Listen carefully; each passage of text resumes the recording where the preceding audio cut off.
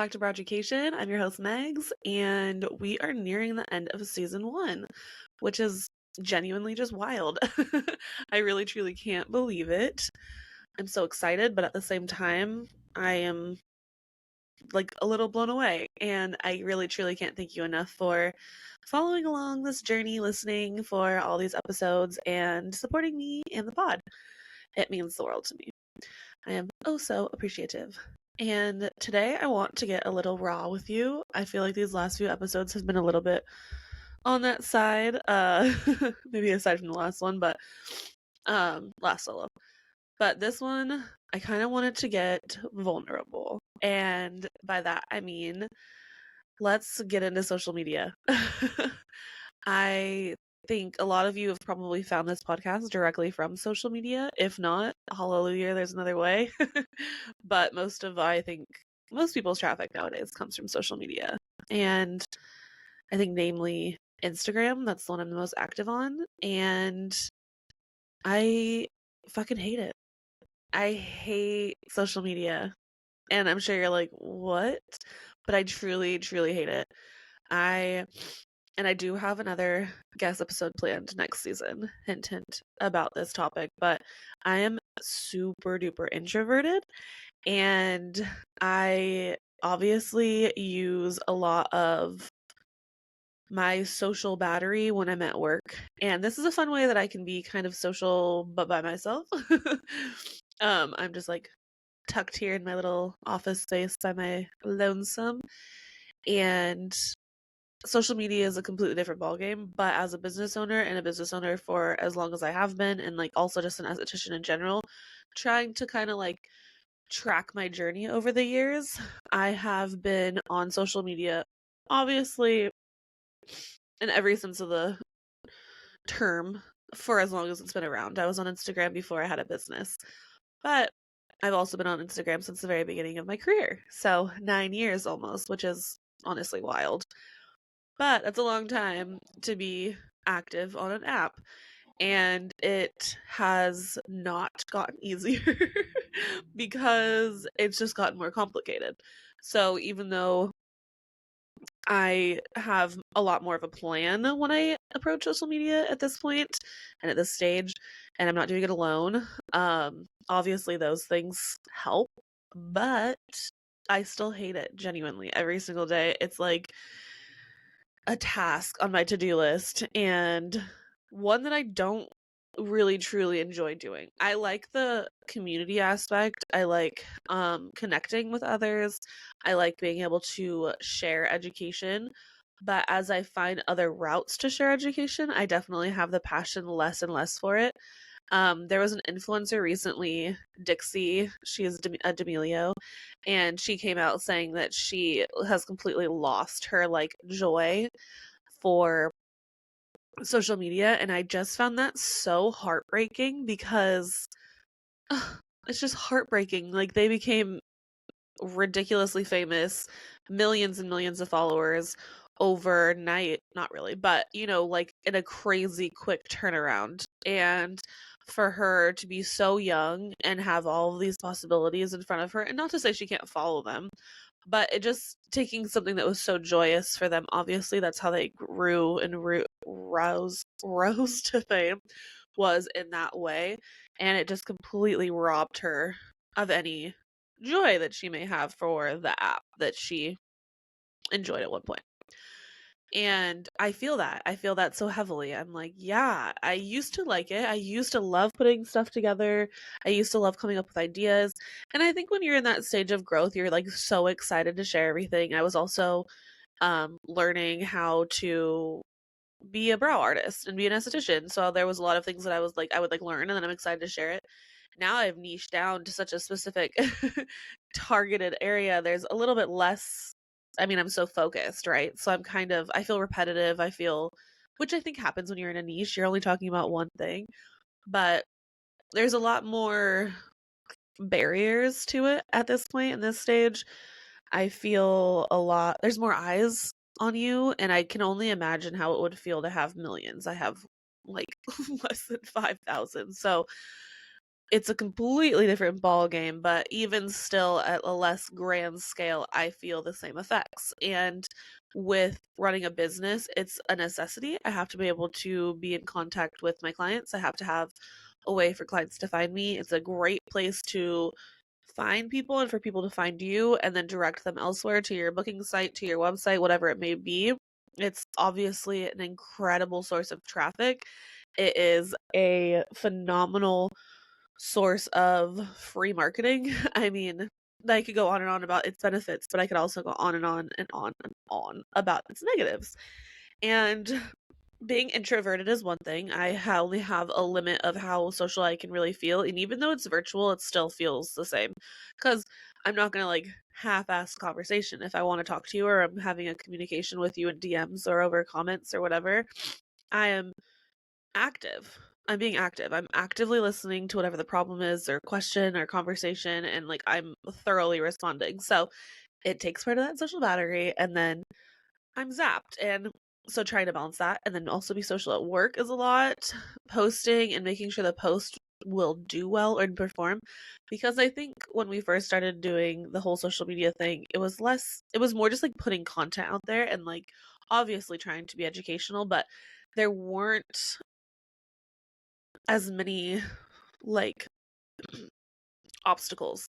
You know, you didn't have to have everything framed and timed perfectly. You didn't have to come up with a hook to get their attention. You could truly just take before and afters. Do you remember when feeds were literally just before and afters?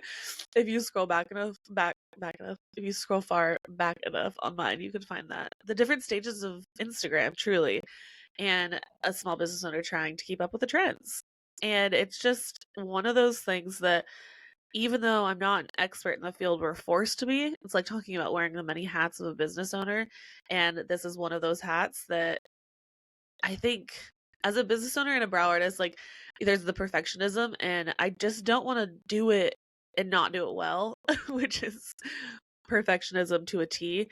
And even though it's not like the end all be all for my business, it's still really important, obviously. So it's so funny to me that it's so heavily ingrained and there's so many pluses, but there's so many cons to it. And I think it's just an uphill battle that I still get questions about all the time on social media too. Hey, it's Emily here from Brow Fox Beauty. I'm so proud to be sponsoring this episode of Brow Education. If you are new here, let me tell you a little bit about Brow Fox Beauty. We are a professional brow line for the esthetician. We specialize in easy retail for the busy esthetician. We also have a line of better back bar basics so you can be super confident putting pre and post wax solution and massage oil onto your client's skin, giving them the best glow and the best brows yet. You can find more information at browfoxbeauty.com or on social media at browfoxbeauty. All the time on social media too, which is funny. I'm getting questions about social media on social media because everyone's trying to figure it out. And the moment I think some people get stuck on the fact that it is free marketing, but it's only as free as your time. Like if you're not spending money on marketing necessarily, but you're spending time on said marketing. So it used to be truly free. I think you could throw stuff up and still find a good following, and that's just not the case anymore. There's just so many creators out there that it's a competition, and not in a necessarily bad way, but like you're trying to carve your path through the masses to find your people. So it takes a little bit of time, definitely takes consistency. And I think consistency is one of the hardest parts of it all.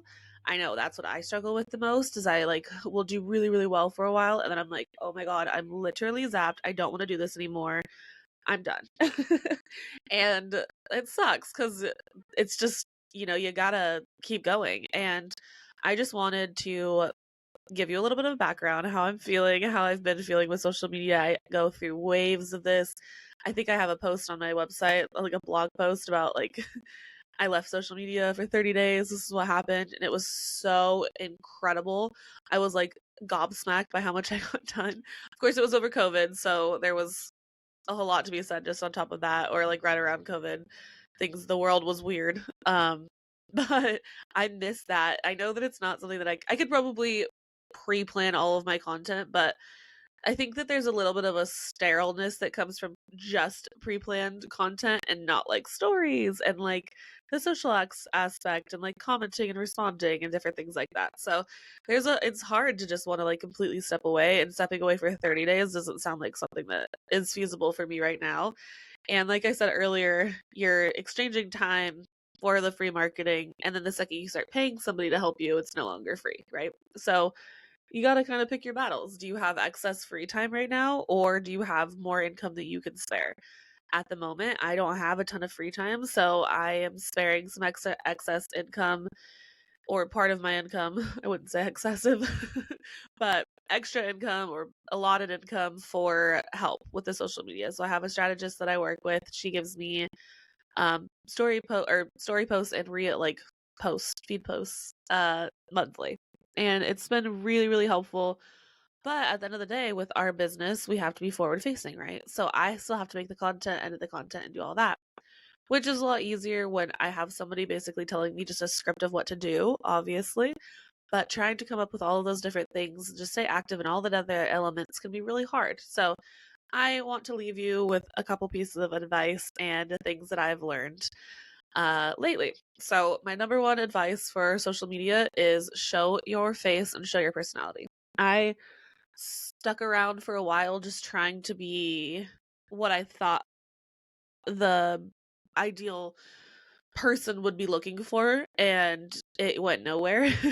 The second I started getting weird and showing myself and my dogs and my family and my hobbies and different things like that, I started connecting a lot better. I share my opinions now and different things like that. I share the podcast. Obviously this is opinionated podcast, but it just kind of opened the doorways, like blew those doors open instead of tiptoeing in. So show your face, show your personality. Um, Not only for the following, but if you are somebody who is not necessarily looking to grow your Instagram for any other reason other than getting your books full, your face is super duper important. They want to see who you are. It's so nice when I get a new client that walks in, they look directly at me because they know who I am. They follow me online. They're familiar with kind of what my studio space looks like, where to find me, how I go about things, what I'm interested in, how I provide my services. So, just kind of makes you more human and less of a robot, which is what we want. And it makes it a lot easier for people to feel not only comfortable and confident with you, but your skill set, your space. And nothing is worse than having an appointment, not knowing where to go, stumbling around, fumbling around, and feeling super uncomfortable. I think a big part of our styles of appointments is experience. So giving them a really good experience starts with before they even enter the door. So showcasing yourself on social media is very important. Another thing would be educating. This is, like we said, free marketing. Educating our clients is a great way to help not only their experience, but their results. So if you're doing any kind of chemical treatment, that needs prep and pre and post care and, education on who it's great for and aftercare and caring for your brows. And same with shaping. You want to help them on their journey. So recommendations on what to do before and after shaping, how long to wait between appointments, just answering frequently asked questions and things like that. It's a great place and a great way to utilize your social media. Networking is another really great one. It's a really cool way to find pure people, not only just clients, but other artists and in your area or outside of it. It's a cool way to connect, build your confidence and your skill, have a support system and a referral system. It's always nice to refer to other professionals and kind of build that map of where you can send a client if they're moving, or a stylist friend, and you can exchange kind of referrals. You can recommend to them, they can recommend to you, different things like that. So it's a great way to kind of find your people. Sometimes meeting people organically is hard when you're working all the time. This is a great way to kind of meet people in another facet. Thirdly and lastly, just make sure that you're approaching social media in what it is. Your mental health needs to come first. So anytime you're feeling like it is encroaching in that, take a step back. I know I said that I couldn't walk away for 30 days, but if I was ever in a place where my social media was really well and truly affecting my mental health, I'd walk away in an instant. There is not enough money that has ever come directly from my social media to costs my mental health, and there's not enough money in the world to cost my mental health, honestly.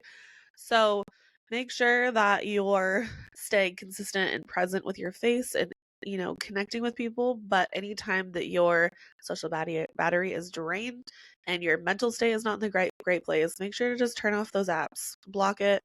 I talked a few episodes back about an app called Opal, which I'm obsessed with. It blocks the apps and makes it really difficult to get back into them.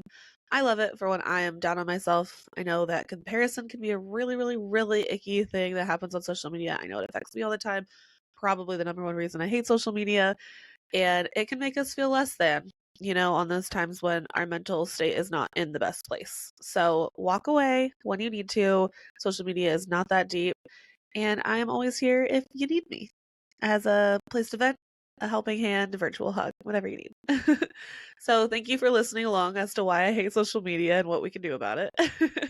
And I appreciate you listening in general. I can't believe we're at the end of season 1. I'm so freaking excited for you guys to hear season 2. Follow us on Instagram, me at the.eyebrow.goddess, the podcast at Browducation. You can find us on YouTube and TikTok, and also all of that information on my website, www.theeyebrowgoddess.com. I'll catch you next week, and I hope you have a great rest of your day.